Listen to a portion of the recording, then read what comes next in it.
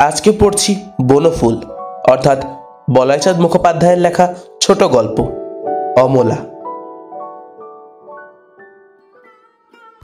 অমলাকে আজ দেখতে আসবে পাত্রের নাম অরুণ। নাম শুনে অমলার বুকটিতে যেন অরুণ আভা ছড়িয়ে গেল। কল্পনায় সে কত ছবি না আঁকলে, সুন্দর সুশ্রী, যুবা বলিষ্ঠা, মাথায় টেরি, গায়ে পাঞ্জাবি, সুন্দর সুপুরুষ। অরুণের ভাই বরুণ তাকে দেখতে এলো। সেটাকে আড়াল থেকে দেখে ভাবলে, আমার ঠাকুরপো। মেয়ে দেখা হয়ে গেল, মেয়ে পছন্দ হয়েছে। এ কথা শুনে অমলার আর আনন্দের সীমা নেই।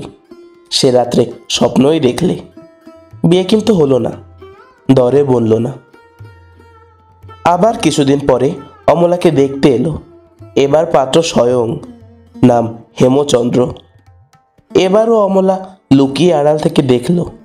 বেশ শান্ত সুন্দর চেহারা, ধপধপে রং, কোকড়া চুল, সোনার চশমা, দিব্যি দেখতে। আবার অমলার মন ধীরে ধীরেই নবীন আগন্তুকের দিকে এগিয়ে গেল। ভাবলে, কত কি ভাবলে। এবার দরে বলল, কিন্তু মেয়ে পছন্দ হলো না। অবশেষে মেয়েও পছন্দ হলো, দরেও বলল, বিয়েও হলো।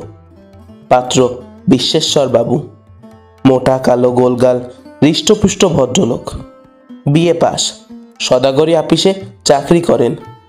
অমলার সঙ্গে যখন তার শুভদৃষ্টি হলো, তখন কি জানি কেমন একটা মায়ায় অমলার সারা বুক ভরে গেল।